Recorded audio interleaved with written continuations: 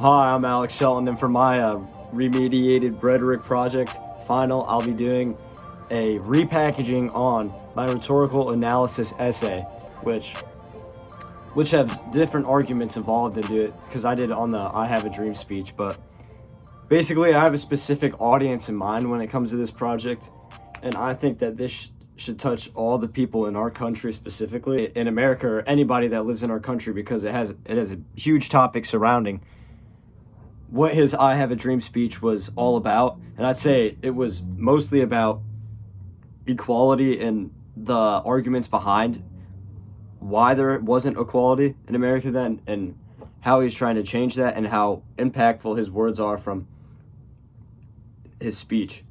As for me, I want the audience to be anybody that's around my age. So like, we'll say that age range from 15 to 25 would be the range of audience I would want to watch my YouTube video, because it's more of a visual component and it's not on paper writing, so people could watch this and be entertained by that. And my audience would be the people around my age. As for the purpose of this project, the larger goal is to make people get behind my argument on what I'm trying to say, and revising on my past rhetorical analysis final essay, which is what I will about to be speaking to you guys about. But there's also a message I'm trying to get across. And what am I trying to say about my topic through this project? The main point I'm trying to get across is that I've grown as a writer because I'm able to take a speech or a primary source of evidence or what somebody's saying, and I could turn that into an essay, and it could make me better as a writer overall when it comes to repurposing my thoughts, the way I do it whenever I plan it out. Whenever I started writing this project, I saw a lot of words and phrases that were repeatedly used throughout MLK's speech. And one of them was, I have a dream. And whenever he says, I have a dream, he's basically laying out what he can see for a perfect nation if everybody could coexist peacefully and have a great nation with no flaws. And that's what he's trying to say. And obviously it's impossible to get a perfect nation, but So in MLK's I Have a Dream speech, his main argument or point of focus was racial equality, and he was trying to set up arguments why there's racial divide in our country, which at the time there was. So one thing that MLK said in his speech, and I'll read it quote for quote, he says, "But we refuse to believe that the Bank of Justice is bankrupt. We refuse to believe that there are insufficient funds in the great vaults of opportunity of this nation." And there's a lot of facts to back this up. We had weird laws back then where there were white-only fountains and white-only bathrooms, which delusional to us now, because we could never even imagine that. And this goes back out to when I was saying that my specific audience in mind can go to anybody, because I think anybody in our country should know our history and what people did back then and how it worked and the laws that were in place then. And I think another goal that MLK had was to touch people in the words that he said.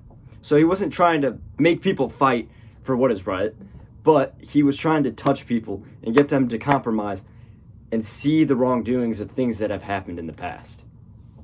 And I 100% stand by his argument when it comes to racial divide in our country a long time ago. He was trying to change people. His argument was that people were wrong and they were doing racist things. Not only were they doing racist things, there were racist laws put in place. And he was trying to change this by touching people, and that's what he did.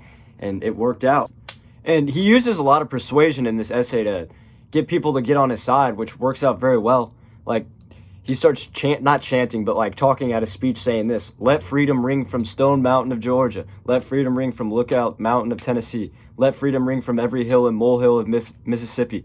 From every mountainside, let freedom ring." And this is what gathered people together, because now writing this essay was a pretty big milestone for me in my writing career, because I never used to really plan out my essays before I wrote them, but now I started doing that, and it really helped me figure out and define the problem at a better pace, and so I can write a better essay then. And that's the thing, as a writer, you have to plan out before you start writing. You can't just go pen to paper and know everything you're going to write and it's going to be interesting, intriguing, and good. You have to know the facts before you act. And that's how my growth as a writer has really, really gone up. Basically, that's all I have to say, so this will be my outro for the YouTube video. And I really did learn a lot from this project and making this project too, which I got growth as a writer, I got growth on my history, I got growth on a lot of things. I know how to make a YouTube video now, and that's awesome. But anyways, thank you for allowing me to do this project on the YouTube video. Thank you. And I love doing this. It's amazing. Peace.